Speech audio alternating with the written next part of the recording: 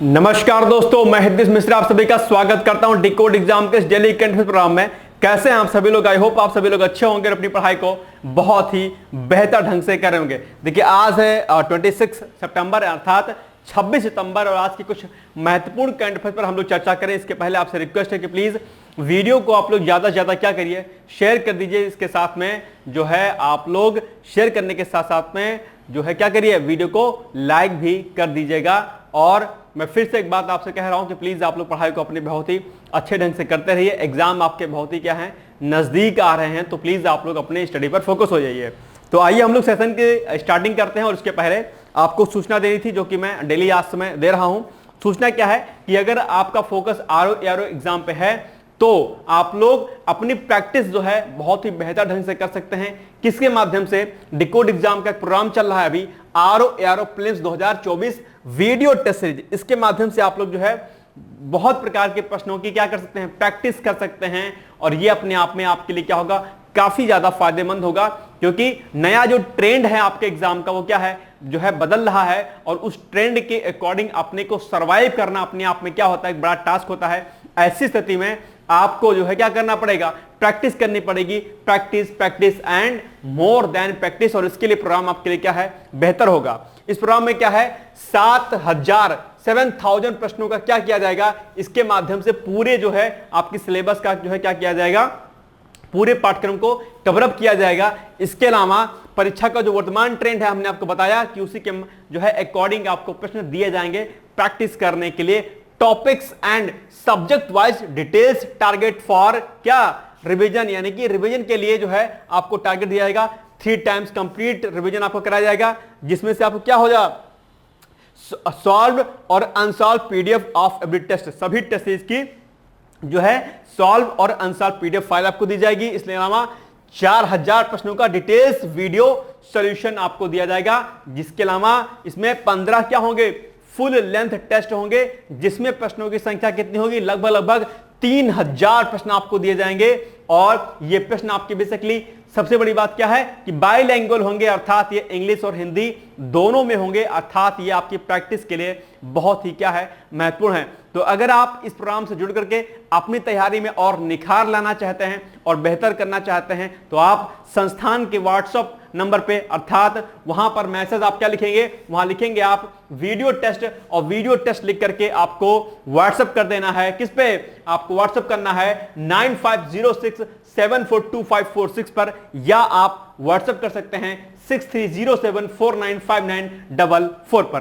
तो ये हो गई महत्वपूर्ण सूचना। आई होप आपको चीजें अच्छी लग रही होंगी और आप लोग इस प्रोग्राम से जुड़ करके अपनी तैयारी को बेहतर ढंग से कर सकते हैं। आइए हम लोग बिना देरी के आज के सेशन को स्टार्ट करते हैं। उसके पहले फटाफट हम लोग क्या करते हैं, रिवीजन करते हैं। आपको बताना है कि हाइफा दिवस कब मनाया जाता है, 23 सितंबर को, हमने आपको कल बताया ही था। इसके अलावा हाल ही में किस अभिनेता को गिनीज वर्ल्ड रिकॉर्ड द्वारा भारतीय फिल्म उद्योग में उत्कृष्ट अभिनेता पुरस्कार से क्या किया गया है, सम्मानित किया गया है? तो वो साउथ के अभिनेता हैं, अर्थात तो दक्षिण के अभिनेता कौन है, चिरंजीवी केनिडेला। इसके अलावा हाल ही में प्रधानमंत्री नरेंद्र मोदी के अमेरिकी प्रवास के दौरान किन 2 शहरों में 2 नए भारतीय दूतावास खोले जाने की घोषणा की गई है? तो जो पहला जो शहर है वो कहां पर है, कौन सा है, बोस्टन है। और दूसरा वाला कौन सा है, कल हमने आपको बताया था, तो दूसरा कौन सा शहर है, कमेंट करके मुझे बताइएगा कि उसका क्या होगा। ठीक है, नेक्स्ट है, हाल ही में ये सेना कर दीजिएगा, वायुसेना। हाल ही में वायुसेना के अगले वायुसेना प्रमुख, यहां भी सेना कर दीजिएगा, वायुसेना प्रमुख के रूप में किसे नियुक्त किया गया है? तो वो नियुक्त किया गया है अमरप्रीत सिंह, यानी कि अगले जो वायुसेना प्रमुख होंगे वो कौन होंगे, अमरप्रीत सिंह होंगे, याद रखिएगा। इसके अलावा हाल ही में भारत किस देश के साथ मिलकर अपना पहला राष्ट्रीय सुरक्षा सेमीकंडक्टर का निर्माण कर रहा है या करेगा? तो वो कौन सा देश है, वो है आपका अमेरिका। और इस संयंत्र का जो नाम रखा जाएगा, ठीक है, इस संयंत्र का जो नाम होगा वो क्या होगा, शक्ति होगा। यह भी फैक्ट आपकी परीक्षा के दृष्टिकोण से क्या हो जाता है, महत्वपूर्ण हो जाता है, याद रखिएगा। दूसरा, हाल ही में श्रीलंका के नए राष्ट्रपति के रूप में किसे चुना गया है? यह भी आपके लिए इंपॉर्टेंट है। हमने आपको कल बताया था कि क्यों इंपॉर्टेंट है, क्योंकि जो अभी हाल ही में श्रीलंका के नए राष्ट्रपति चुने गए हैं वो क्या हैं, चीन समर्थित हैं, अर्थात ऐसे में जो है कहीं ना कहीं भारत के लिए चिंताजनक बात है। ठीक है, तो वो कौन से व्यक्ति हैं जिनको चुना गया है नए राष्ट्रपति के रूप में श्रीलंका के? तो वह है अनुरा दिसानायके जी। ये भी आपके लिए जरूरी हो जाता है। इसके अलावा हाल ही में किस एयरपोर्ट का नाम बदलकर जगत गुरु संत तुकाराम महाराज इंटरनेशनल एयरपोर्ट रख दिया गया है? तो वो एयरपोर्ट है आपका कौन सा? पुणे एयरपोर्ट, यानी कि जो है महाराष्ट्र सरकार ने हाल ही में कैबिनेट द्वारा निर्णय लिया गया है वहां के। ठीक है, तो याद रखिएगा। तो ये हो गया हमारा कल का रिवीजन। और अब हम आते हैं आज के नए फ्रेश क्वेश्चंस पर। और उसके पहले हमने जो आपसे कल प्रश्न पूछा था उसका हम उत्तर देखते हैं फटाफट। हमने कल आपसे पूछा था कि विश्व राइनो दिवस अर्थात विश्व गैंडा दिवस कब मनाया जाता है? तो मनाया था 22 सितंबर, अर्थात option number B is the right answer. Okay, now next.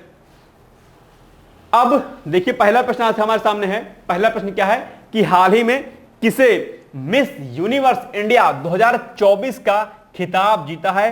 कौन सी वो है महिला? तो वह है रिया सिंघा, रिया बनर्जी, पारुल भट्ट और उर्वशी रौतेला। तो वो है कौन? बताइए जल्दी जल्दी। इसका उत्तर तो मुझे लगता है कि आपको पता होना चाहिए। इसका सही जो उत्तर है वो जाएगा आपका क्या? ऑप्शन नंबर क्या? ए, और यानी कि रिया सिंघा। बहुत ही कम उम्र में इन्होंने एक खिताब हासिल कर लिया है। जिस उम्र में जो है लोग क्या करते हैं, जिनको ये नहीं पता होता कि हमें क्या करना है क्या नहीं करना है, उस उम्र में ये जो प्रतिभावान जो छात्र छात्राएं होती हैं अपने बहुत ही अच्छे मुकाम तक पहुंच जाते हैं। लेकिन इसके लिए डेडिकेशन की आवश्यकता होती है। ठीक है, कई बार स्टूडेंट्स एमएससी कर लेते हैं, उसके बाद उनको नहीं पता होता है कि एमएससी करने के बाद, एमए करने के बाद, बीटेक करने के बाद, एमटेक करने के बाद उन्हें क्या करना है।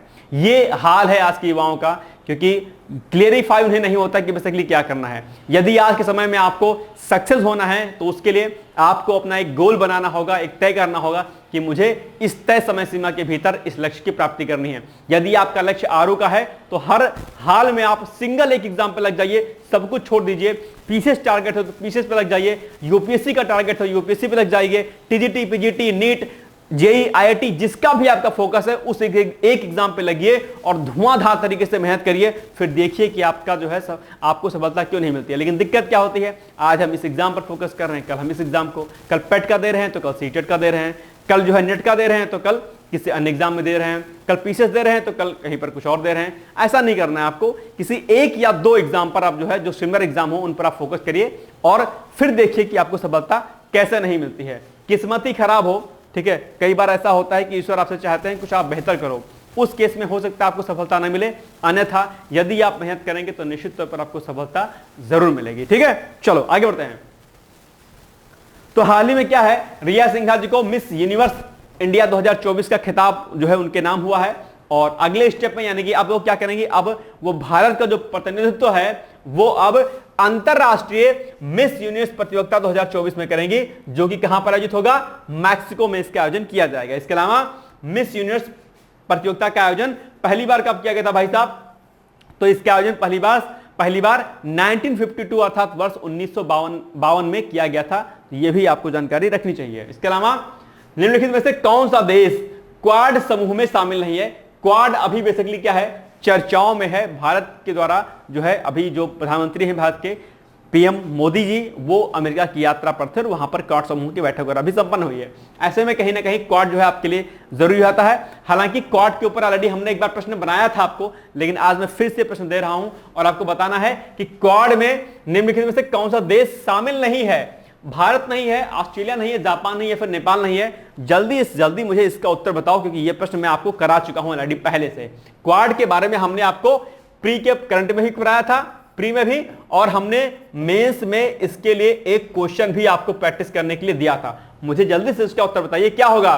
तो क्वाड में बेसिकली क्या है, नेपाल शामिल नहीं है भाई साहब। क्या नेपाल शामिल नहीं है?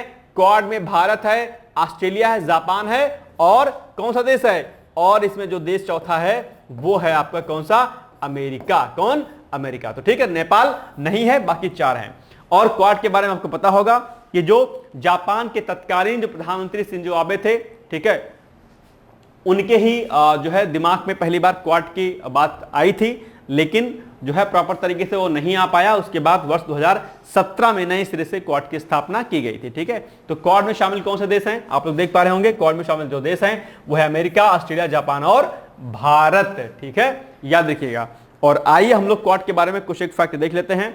क्वाड के बारे में ऑलरेडी पहले हमने आपको बताया था, लेकिन फिर भी आप क्वाड के बारे में समझ लीजिए।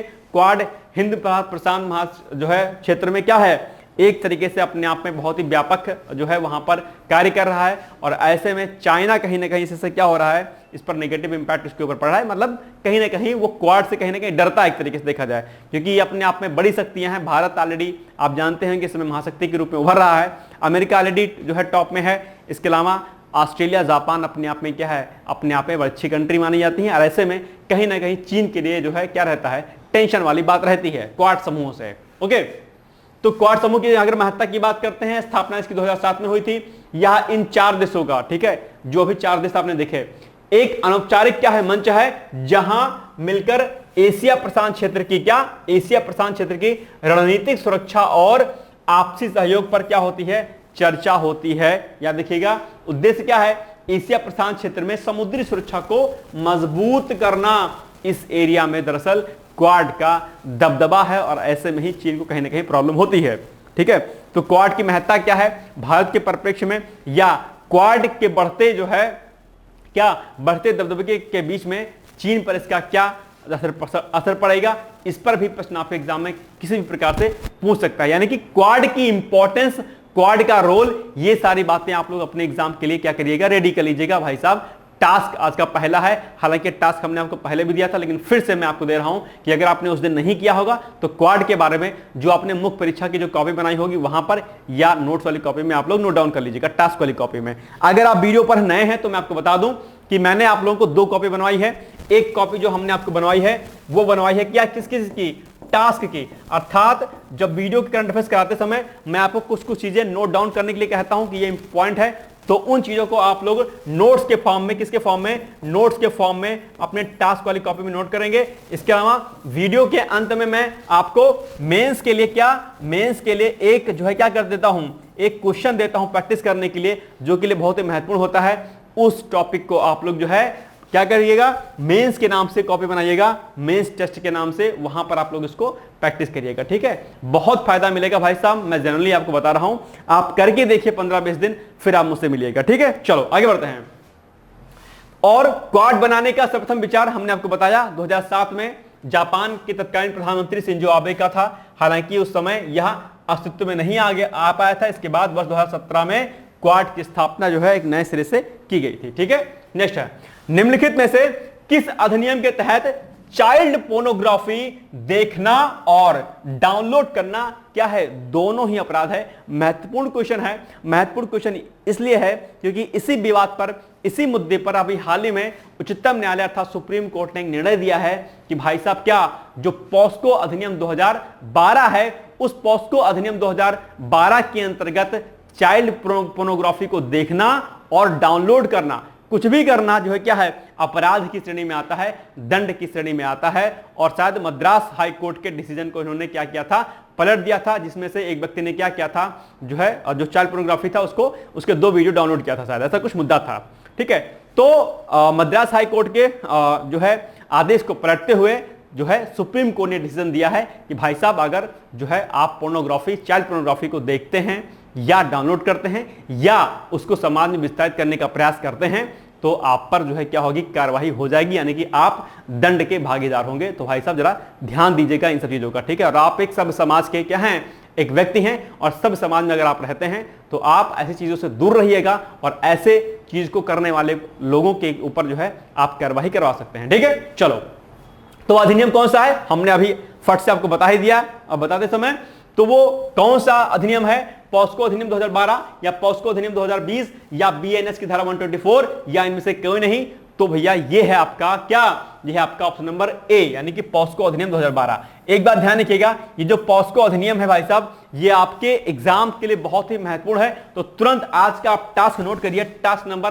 फ्रेश टास्क आपका पहला क्या है, वो है आपका क्या, वो है आपका पॉस्को अधिनियम। क्या, पॉस्को अधिनियम। और मुझे उम्मीद है कि आप इसको क्या करेंगे, डिटेल्स में जो है क्या करेंगे, रेडी कर लेंगे। पॉस्को अधिनियम डिटेल्स में आप इसको प्री के पॉइंट ऑफ व्यू से भी रेडी करिएगा, प्लस आप इसको क्या करिएगा, मेंस के पॉइंट ऑफ व्यू से भी रेडी करिएगा। ये टास्क नंबर 1 है आपका, याद रख लीजिएगा इस बात को। ठीक है, चलो आगे बढ़ते हैं। तो option number A is the right answer. तो व्याख्या में सेम वही चीज जो है हमने आपको बताई है।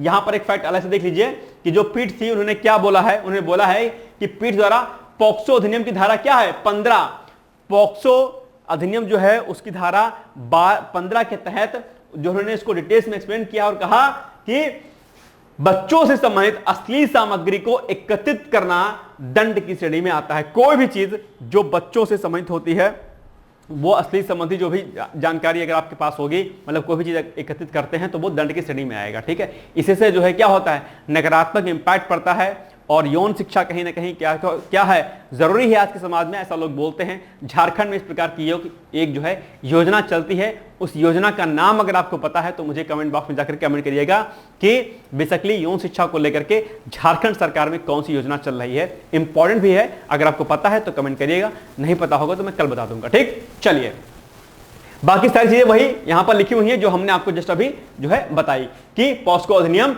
2012 के तहत चाइल्ड पोर्नोग्राफी देखना क्या है और डाउनलोड करना क्या है, दोनों ही अपराध की श्रेणी में आता है। वो चाइल्ड पोर्नोग्राफी हो या किसी प्रकार की पोर्नोग्राफी हो, दोनों ही अपने आप में आपके लिए क्या है, हानिकारक है। ध्यान रखिएगा कि आप जो है एक सब समाज का हिस्सा हैं, आप युवा हैं, कुछ ऐसा कार्य ना करें जिससे आपको क्या हो, नुकसान हो।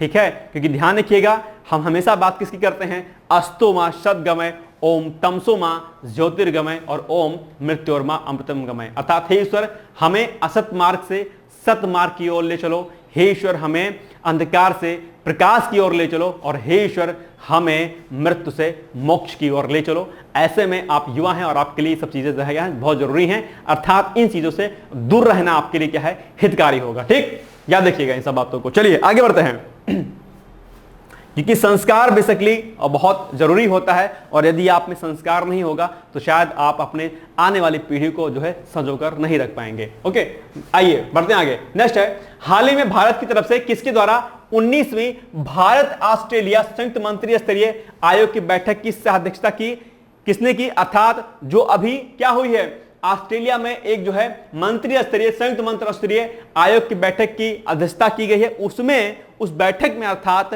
भारत की तरफ से किस मंत्री ने पार्टिसिपेट किया, अर्थात उसमें जो है उन्होंने भाग लिया। तो पीयूष गोयल जी, अमित शाह जी, राजनाथ सिंह जी या फिर निर्मला सीतारमण जी, बताइए मुझे फटाफट जो है भारत की तरफ से किसने जो है इस बैठक की अध्यक्षता की। तो वो की है भाई साहब, किन्होंने, वो की है पीयूष गोयल जी। और मुझे बताइए फटाफट कि पीयूष गोयल जी इसमें कौन से मंत्री हैं। तो पीयूष गोयल जी मंत्री कौन से हैं, पीयूष गोयल जी मंत्री हैं वाणिज्य एवं उद्योग मंत्री। कौन, तो हाल ही में भारत की तरफ से वाणिज्य एवं उद्योग मंत्री पीयूष गोयल द्वारा 19वीं, ये संस्करण याद रखिएगा आपके लिए इंपॉर्टेंट है, 19वीं भारत ऑस्ट्रेलिया संयुक्त मंत्री स्तरीय आयोग के बैठक की सह अध्यक्षता की। तो ये हो गए भारत की तरफ से। अब प्रश्न आपसे यही पूछ सकता है कि अमेरिका की तरफ से कौन थे। तो अमेरिका की तरफ से, सॉरी ऑस्ट्रेलिया की तरफ से, तो ऑस्ट्रेलिया की तरफ से व्यापार एवं पर्यटन मंत्री डॉन फेरोल ने भाग लिया। तो ठीक है, तो ऑस्ट्रेलिया की तरफ से कौन थे, डॉन फेरोल थे, और भारत की तरफ से वाणिज्य एवं उद्योग मंत्री कौन थे, पीयूष गोयल जी थे। ठीक है, याद रखिएगा। कहां पर यह बैठक संपन्न हुई भाई साहब, अध्यक्षता इसकी हुई है, तो ये बैठक बेसिकली ऑस्ट्रेलिया के एडिलेड में हुई है। ये बिंदु भी आपको क्या करना है, याद रखना है। ओके, चलो आगे बढ़ते हैं। नेक्स्ट है, भारत का 55वां अंतरराष्ट्रीय फिल्म महोत्सव हाल ही में कहां पर आयोजित होने वाला है, बताइए मुझे इसका फटाफट उत्तर। लखनऊ, गोवा, पटना या फिर ऑप्शन नंबर डी इंदौर। बताइए इसका सही उत्तर क्या होगा। तो इसका सही उत्तर होगा वो बेसिकली क्या होगा, मुंबई, सॉरी इंदौर नहीं, पटना नहीं, लखनऊ नहीं, क्या बचा, Goa. Goa is the right answer. Goa में ही इस प्रकार के जो है महोत्सव वगैरह आयोजित होते हैं। आप लोग गोवा घूमने भी जाते होंगे बढ़िया तरीके से, या नहीं गए हो गोवा, जाना भाई साहब, घूम के आना, बढ़िया प्लेस है। नेक्स्ट है, भारत का 55वां भारतीय अंतरराष्ट्रीय फिल्म महोत्सव गोवा में बेसिकली क्या होगा, आयोजित किया जाएगा। आयोजन की अगर बात करते हैं कब से कब तक इसका आयोजन होगा, तो होगा 20 से लेकर के 28 नवंबर 2024 के मध्य में। और सूचना एवं प्रसारण मंत्रालय ने युवा फिल्म निर्माताओं के लिए IFFI 2024 के हिस्से के रूप में एक नया सेक्शन भी स्थापित किया है, जिसे west debut Indian film section 2024 कहा जाता है। यह भी आपके लिए जरूरी है। इसके अलावा नेक्स्ट क्वेश्चन है, हाल ही में किस राज्य ने राज्य खाद्य सुरक्षा सूचकांक, देखो इंपॉर्टेंट रखिएगा, इंपॉर्टेंट प्रश्न है ये, क्या राज्य खाद्य सुरक्षा सूचकांक यानी कि SFSI 2024 में पहला स्थान हासिल किया है। कौन सा वो स्टेट है, कर्नाटक, केरल, उत्तर प्रदेश, मध्य प्रदेश, तो वो स्टेट है आपका basically option number B is the right answer, मतलब केरल। अभी हाल ही में राज्य खाद्य सुरक्षा सूचकांक 2024 में केरल को प्रथम स्थान जो है क्या है प्राप्त हुआ है। ठीक है, तो पहला पॉइंट सेम वही। और अगर हम बात करते हैं तो लगातार दूसरा वर्ष है जब केरल को यह स्थान प्रथम प्राप्त हुआ है। इसके अलावा अगर हम बात करते हैं कि दूसरे स्थान पर कौन है भाई साहब, तो दूसरे स्थान पर आपका तमिलनाडु है, और तीसरे स्थान पर दूसरे स्थान पर तमिलनाडु और तीसरे स्थान पर कौन है, जम्मू एंड कश्मीर है, आपका जम्मू कश्मीर है। ओके, चलो आगे बढ़ते हैं। खाद्य सुरक्षा सूचकांक के बारे में कुछ एक फैक्ट हम लोग देख लेते हैं। तो यह सूचकांक बेसिकली भारतीय खाद्य सुरक्षा और मानक प्राधिकरण यानी कि FSSAI द्वारा जारी किया जाने वाला क्या है, एक वार्षिक मूल्यांकन है। आप लोगों ने एक प्रोडक्ट पर इसका टैग देखा होगा, आई थिंक, है ना, FSSAI का, वो यानी कि वो क्या है, खाद्य मानकों पर जो है टैग लगाता है, याद होगा। इसके बारे में भी हमने आपको कई बार कहा है कि इस वर्ष FSSAI से संबंधित प्रश्न आपके एग्जाम में पूछा जाता है, मैंने कई बार आपको बताया है इस वर्ष, ठीक है, याद रखिएगा। देश में खाद्य सुरक्षा पारिस्थितिकी तंत्र में प्रतिस्पर्धात्मक और सकारात्मक बदलाव लाने के उद्देश्य से इसे 2018-19 में शुरू किया गया था। किसे, ये जो राज्य खाद्य सुरक्षा सूचकांक है इसे, ठीक है, याद रखिएगा। नेक्स्ट है, हाल ही में Uttar Pradesh international trade show के दूसरे संस्करण का जो है उद्घाटन किसके द्वारा किया गया, तो उपराष्ट्रपति जी के द्वारा, राष्ट्रपति जी के द्वारा, प्रधानमंत्री जी के द्वारा, या फिर लोकसभा अध्यक्ष जी के द्वारा। बताइए इसका सही उत्तर क्या होगा। तो अभी हाल ही में जो ये Uttar Pradesh international trade show का जो दूसरा संस्करण अभी आयोजित हो रहा है, इसका उद्घाटन बेसिकली उपराष्ट्रपति श्री जगदीप धनखड़ जी के द्वारा इसका उद्घाटन किया गया है। ठीक, पहला fact same as it is वही जो हमने आपको बताया। कहां पर इसका उद्घाटन किया गया है, तो ये आपके उत्तर प्रदेश के नोएडा में किया गया है। कब किया गया इसका उद्घाटन, 25 सितंबर को। और आयोजन कब से कब तक होगा भाई साहब इसका, तो इसका जो आयोजन होगा वो होगा 25 सितंबर से लेकर के 29 सितंबर 2024 के मध्य में, अर्थात 5 दिनों तक ये सेशन जो है ये प्रोग्राम चलेगा। ठीक है, ये हो गया आज का हमारा इंपॉर्टेंट करंट अफेयर्स। ठीक है, आज प्रश्नों की संख्या कम ही है, साथ ही है, ध्यान रखिएगा। चलो आगे बढ़ते हैं। इसके अलावा यह कार्यक्रम वियतनाम को भागीदार देश के रूप में उजागर करने के साथ साथ उत्तर प्रदेश के व्यापार और संस्कृति को क्या करेगा, प्रदर्शित करेगा। और ये जो इसका पहला जो संस्करण हुआ था, ठीक है, इसका पहला संस्करण उद्घाटन पिछले साल राष्ट्रपति जी के द्वारा किया गया था। कौन, द्रौपदी मुर्मू जी के द्वारा। ठीक है, याद रखिएगा। चलो अब हम आते हैं आज के अभ्यास प्रश्न पर। अभ्यास प्रश्न क्या है कि क्वाड में बेसिकली कितने देश शामिल हैं। बहुत आसान जो है इसका उत्तर है, और मुझे नहीं लगता है कि आप इसका उत्तर नहीं दे पाएंगे। जल्दी से जल्दी आप लोग कमेंट करिए, मुझे बताइए कि इसका उत्तर क्या होगा। मैं आशा करता हूं, मैं ये उम्मीद करता हूं, मैं आप पर भरोसा रखता हूं कि इस समय तैयारी आप बढ़िया कर रहे होंगे, इसका उत्तर जरूर देंगे। फटाफट मुझे बताइए कि क्वाड में कुल कितने देश शामिल हैं। 2, 3, 4, 5, जल्दी जल्दी बताइए मुझे। और अगर आप जो है उत्तर देंगे तो कभी अगर आप मुझे मिले तो मैं आपको पार्टी दूंगा। ठीक है, तो मुझे बताओ कि इसका सही उत्तर क्या होगा। अब हम आते हैं आज के अभ्यास प्रश्न पर, यानी कि मुख्य परीक्षा के लिए जो आप प्रैक्टिस करते हैं। प्रश्न क्या है कि भारत अमेरिका के बढ़ते द्विपक्षीय मजबूत संबंधों का असर चीन पर क्या पड़ सकता है। समीक्षात्मक टिप्पणी करें या क्या पड़ रहा है, इसका क्या करना है आपको। अब इसका जो है आपको समीक्षात्मक टिप्पणी करनी है, इंपॉर्टेंट है। यानी कि कहने का मतलब क्या है, इस प्रश्न का उत्तर जो बेसिकली क्या है, आपको भारत और अमेरिका के अंतरराष्ट्रीय संबंधों के बारे में लिखना है, और भारत अमेरिका का संबंध का असर चीन पर क्या पड़ता है, इसी की क्या करनी है आपको, जो है समीक्षात्मक टिप्पणी करनी है। अर्थात कहीं ना कहीं इसका क्रिटिकल एग्जामिन करना है आपको, यही आपको लिखना है। मुझे उम्मीद है कि आप इसका उत्तर अपने घर पे जरूर लिखेंगे। कहीं कोई समस्या होगी आप कमेंट कर दीजिएगा, मैं उसका उत्तर आपको बता दूंगा। ठीक, तो आइए अब हम लोग चलते हैं, और बाकी आप लोग पढ़ते रहिए, मस्त रहिए, व्यस्त रहिए। मेरी तरफ से आप सभी लोगों को बहुत सारी शुभकामनाएं हैं। All the best, thank you so much, bye bye, take care.